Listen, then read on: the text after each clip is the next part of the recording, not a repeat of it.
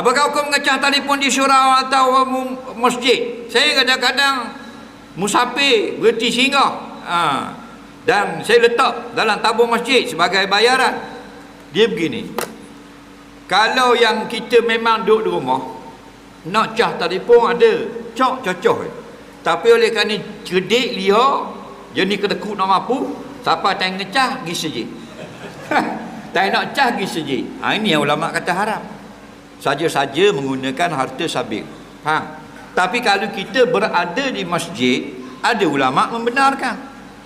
Kita memang pergi di masjid, kita rehat di masjid, kita semayang tarawih, kita semayang duha, kita pergi dengar ilmu ada pelak. Ada juga ulama yang membolehkan. Itu lain. Yang memang jelas duduk di rumah.